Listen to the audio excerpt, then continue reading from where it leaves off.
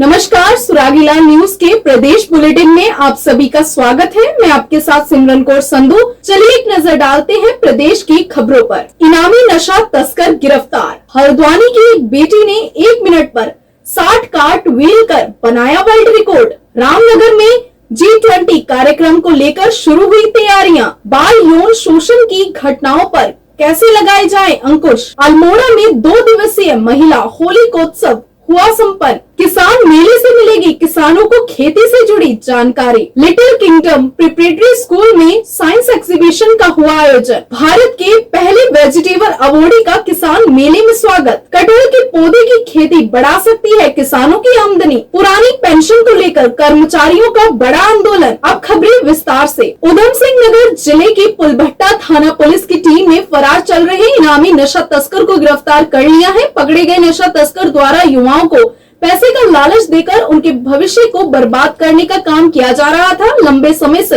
फरार चल रहे तस्कर को पुलिस ने यूपी के बदायूं से गिरफ्तार करने में बड़ी सफलता हासिल की है। आपको बता दें कि पुलिस ने आरोपी राकेश को स्मैक के साथ गिरफ्तार किया था।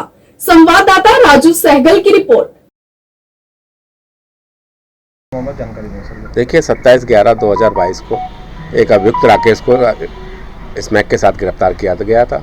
उसके एक साथी उसका भाग गया था, जो उसके प्रकाश में विवेचना में प्रकाश में अल्लाह नूर जो बदायूं मूसा झाग का उसमें प्रकाश में आया था।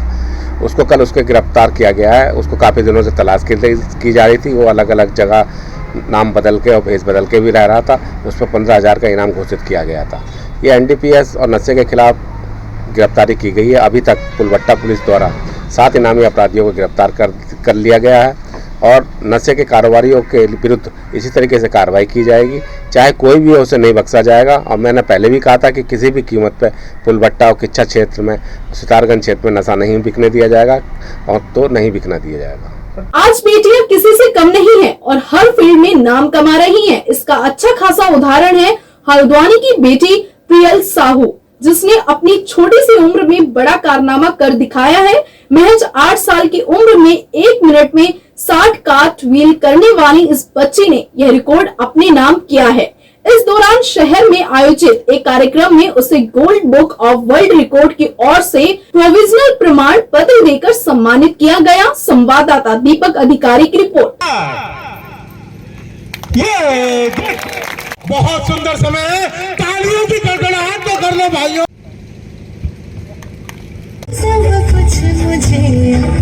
मेरा नाम प्रियंका है, मैं क्लास 3rd में हूँ। मैंने वर्ल्ड रिकॉर्ड बनाया 1 मिनट में 60 कार्ड पे।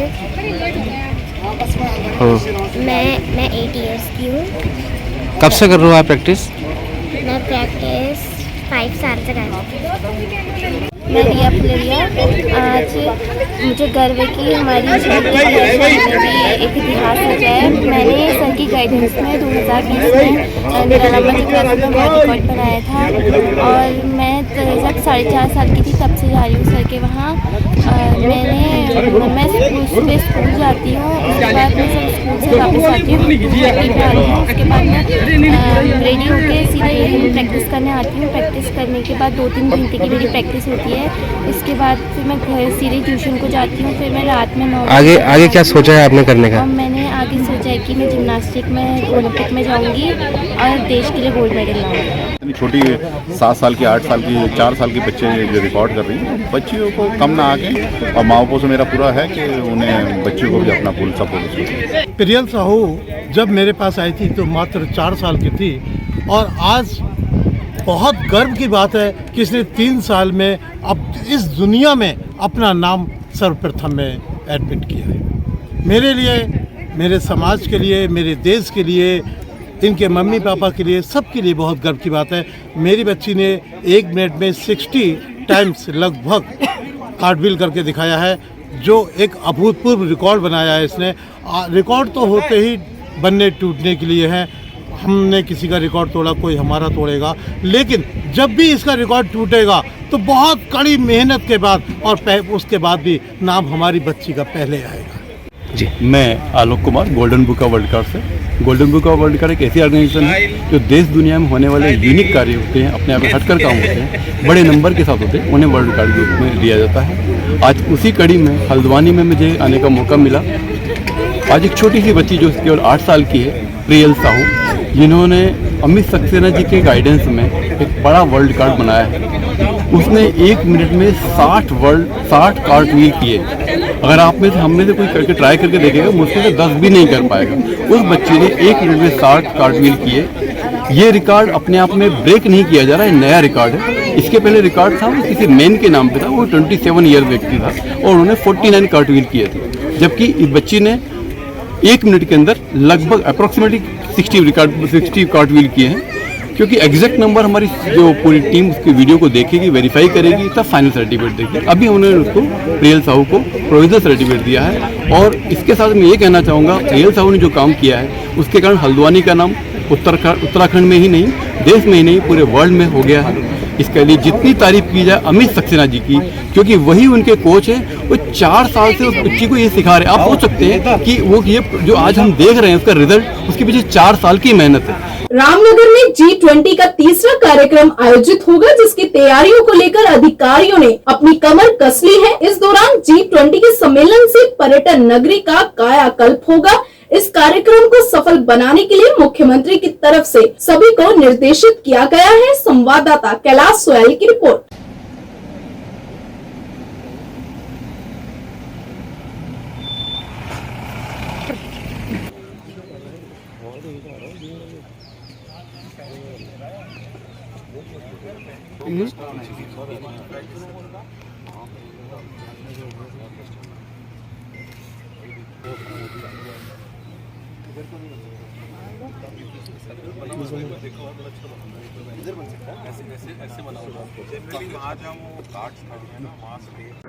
तीन दिन का इवेंट है और G20 के जो चीफ साइंटिफिक एडवाइजर्स उनकी राउंड टेबल कॉन्फ्रेंस प्रस्तावित है, रामनगर में होनी है।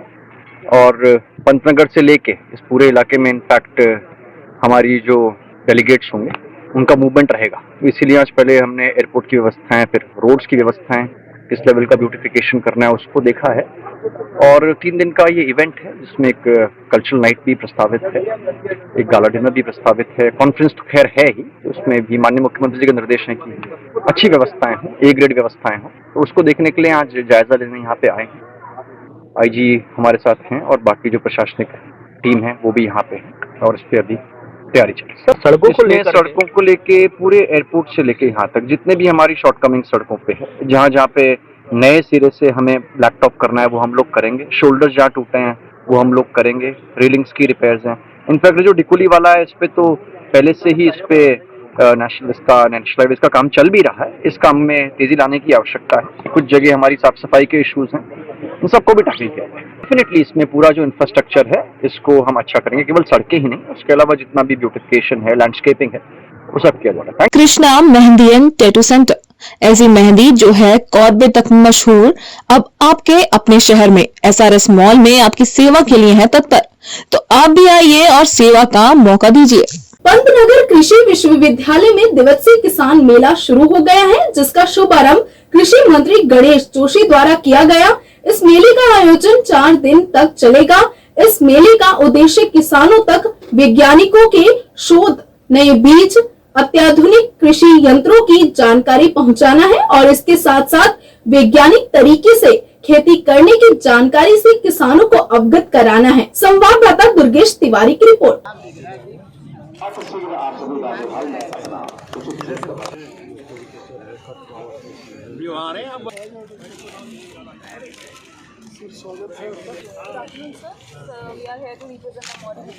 देखिए, आज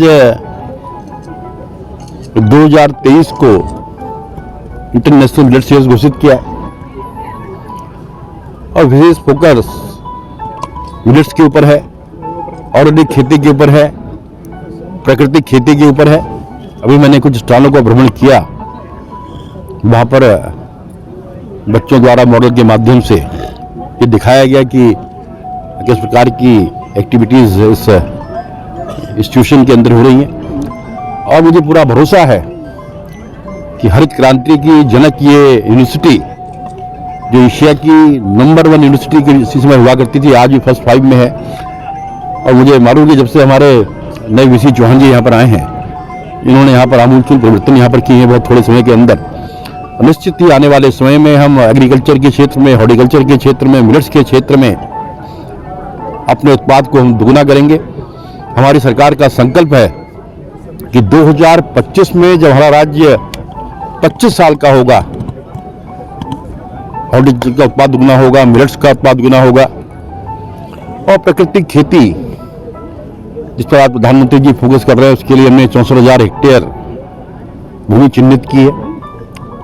उसमें हम प्राकृतिक खेती करने जा रहे हैं। उसके लिए हमने आचार्य देवव्रत, जो इसके प्राकृतिक खेती के मास्टर जी मैं कहूँगा, जो महामहिम राज्यपाल गुजरात हैं, उनके फॉर्म को क्षेत्र में हमने 50-50 किसानों की एक टोली यहाँ से भेज रहे हैं, जो वहाँ से प्राकृतिक खेती के गुण सीख कर आएगी और ये फिर उनसे किसानों को यहाँ पर ट्रेन करेंगे।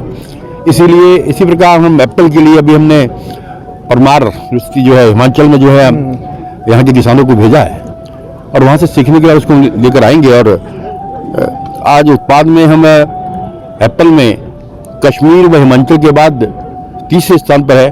हमारा संकल्प है कि आने वाले समय में हम अपने एप्पल के उत्पादन को भी दुगना करेंगे, कीवी को भी दुगना करेंगे, ये हमारा संकल्प है। लिटिल किंगडम प्रिपरेटरी स्कूल में आयोजित साइंस एग्जीबिशन में मुख्य अतिथि के रूप में कौस्तुभ मिश्रा ने प्रतिभाग किया। इस दौरान उप जिलाधिकारी ने दीप प्रज्वलित किया, जिसमें बच्चों ने मुख्य अतिथि के समक्ष साइंस से रिलेटेड बहुत सारे मॉडल प्रस्तुत किए, जिसमें किस तरीके से टेम्परेचर को कम किया जाए, सोलर एनर्जी का इस्तेमाल ज्यादा से ज्यादा किस ढंग से हो और वाटर रिसोर्सेज को किस तरीके से बचाया जा सके आदि विषयों पर छोटे छोटे बच्चों ने उप जिलाधिकारी कौस्तुभ मिश्रा के सामने प्रस्तुत किए। संवाददाता दुर्गेश तिवारी की report. It's an honor to have him with us.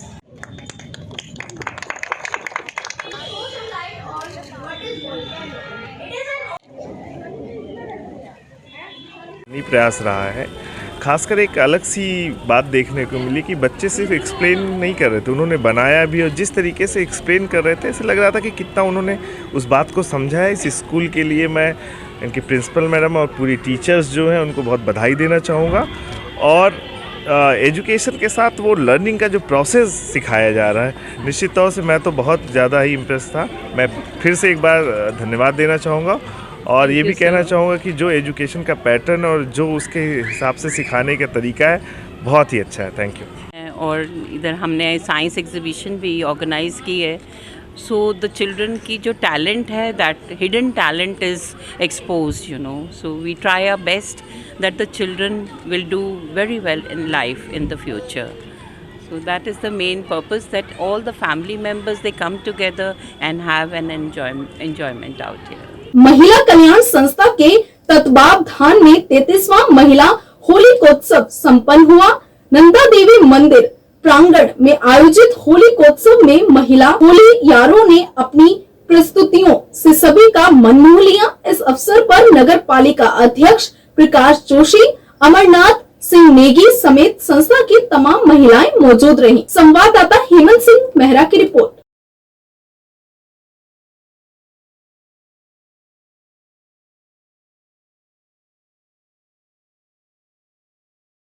महिला कल्याण विभाग द्वारा आयोजित नगर निगम सभागार में किशोर न्याय अधिनियम पोक्सो एक्ट कार्यशाला में पुलिस, शिक्षा, स्वास्थ्य, चाइल्ड लाइन, जिला बाल संरक्षण इकाई द्वारा प्रतिभाग किया गया। इस दौरान अपर जिलाधिकारी अशोक जोशी ने दीप प्रज्वलित कर कार्यशाला का शुभारंभ किया। आपको बता दें कि इस कार्यशाला का मुख्य उद्देश्य बच्चों को बाल यौन शोषण के बारे में जागरूक करना है। संवाददाता दीपक अधिकारी की रिपोर्ट। तो इसमें एफआईआर भी हुई है, उसका जब स्टेटमेंट लेंगे तो उसका कोई भी जो गार्जियन है, जो कोर्ट है, स्पेशल कोर्ट, वो आज जो डिस्ट्रिक्ट प्रोबेशन अधिकारी और उनकी टीम के द्वारा यहाँ पे मिशन वात्सल्य में एक ओरिएंटेशन प्रोग्राम किया गया है, जिसमें कई विभागों के अधिकारी कर्मचारी मौजूद हैं। बेसिकली इसका मकसद जुवेनाइल जस्टिस के बारे में बताना है और साथ में ही पॉक्सो से संबंधित जानकारियाँ भी देनी है।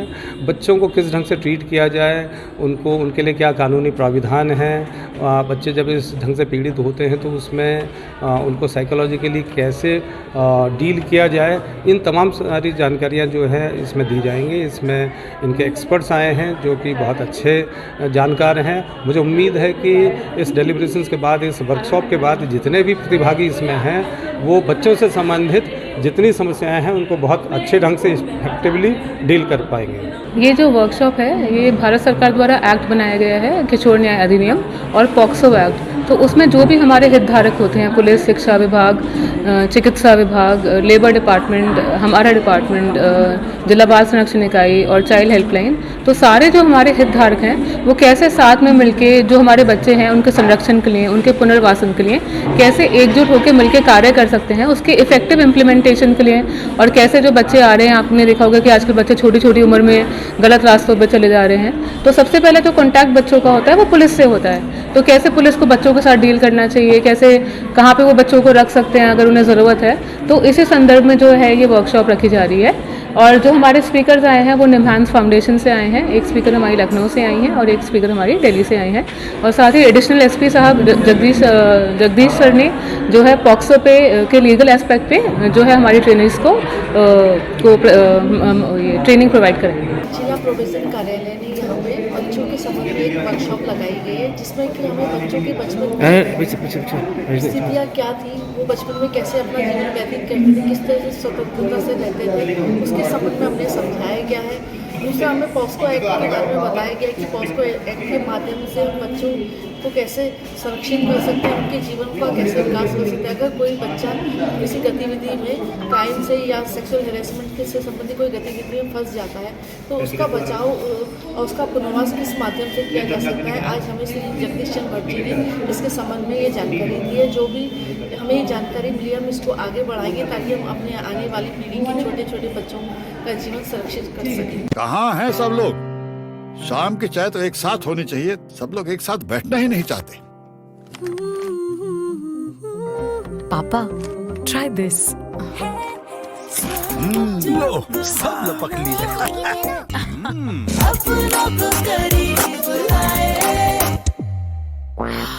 ये क्या हाल कर दिया है रूम का? बस कल से चाय? कल से चाय मेरे रूम में। देवरपन नमकीन। पंतनगर किसान मेले में किसानों को कटहल का पौधा खूब बहा रहा है। इसकी खास बात यह है कि 1.5 से 2 सालों में ही यह फल देना शुरू कर देता है, यानी कि 4 साल में किसान एक पौधे से 1 क्विंटल कटहल आसानी से उत्पादन कर अपनी आय को बढ़ा सकते हैं। संवाददाता दुर्गेश तिवारी की रिपोर्ट। इसका नाम, इसकी खासियत है ये 1.5 से 2 साल में आपको किसान भाइयों को बहुत अच्छा फ्रूटिंग पे आ जाएगा ये पौधा प्लांट्स। और छोटी ही हाइट पे मान लो 8 से 10 फीट की इसकी हाइट रहेगी और 2 से 2.5 फीट की हाइट पे इस पर फ्रूटिंग लगनी स्टार्ट हो जाएगी। पहली बार वैरायटी को इसको मेले में लाया गया है और किसान भाइयों के लिए कॉमर्शियल चीज़ के ऊपर लगाएंगे तो बहुत अच्छा लाभ देगा। अभी भी देख फ्रूटिंग पे आ रहा है प्लांट, छोटा प्लांट। भारत के पहले वेजिटेबल अवॉर्डी अपनी 5 फीट से अधिक लंबाई वाली लौकी के साथ किसान मेले में प्रतिभाग करने पहुंचे हैं। जो आकर्षण का केंद्र बना हुआ है वह अब तक कई रिकॉर्ड प्रतियोगिता और अवार्ड को अपने नाम कर चुके हैं। संवाददाता दुर्गेश तिवारी की रिपोर्ट। गोबर से देसी खाद तैयार करके उससे करते हैं। अच्छा, ये लिम्का बुक में मेरे 4 रिकॉर्ड हैं इसके। लौकी के 4 फुट, 4.5 फुट, 5 फुट 5.3, तो 6.5 फुट तक है वैसे मेरे पास लौकी। मैं रिकॉर्ड ही बनाता रहता हूँ। मुझे यही लक्ष्य है बचपन से भी, मैं एक रिकॉर्डर किसान बनूंगा। जब खेती करने लगा और रिकॉर्ड बनाता रहता हूँ। मैं जब 5वीं क्लास में पढ़ता था उन दिनों मेरे को टीचर ने गेंदे की क्यारी दी थी 10 फुट लंबी और 3 फुट चौड़ी। उसमें मैंने 6 फुट के गेंदे पैदा किए थे। वहीं से मैंने निश्चय किया था कि मैं खेती करूंगा और एक रिकॉर्डर किसान बनूंगा। रिकॉर्ड बनाता जा रहा हूं मैं। और शिक्षा वहीं स्कूल से मिली और अपने फादर से भी शिक्षा ली हमने खेती की। और खेती इतना मज़ा किसी चीज़ में नहीं है। मैं किसानों को ये कहता हूँ भी ऑर्गेनिक खेती करो, जहर मुक्त खेती करो और जहर ना खाएं ना किसी को खिलाएं। पुरानी पेंशन बहाली की मांग को लेकर हल्द्वानी में NMOPS के बैनर तले हजारों कर्मचारियों ने एकजुट होकर सरकार के खिलाफ प्रदर्शन किया। कर्मचारियों ने वाटिका बैंक्वेट हॉल से शहीद पार्क तक पुरानी पेंशन बहाली की मांग करते हुए जुलूस भी निकाला। इस प्रदर्शन में NMOPS के राष्ट्रीय अध्यक्ष विजय कुमार बंधु भी कर्मचारियों की आवाज को बुलंद करने के लिए हल्द्वानी पहुंचे। इस दौरान उन्होंने सरकार से कर्मचारियों के हित पर कदम उठाते हुए पुरानी पेंशन बहाल करने की मांग की। संवाददाता दीपक अधिकारी की रिपोर्ट।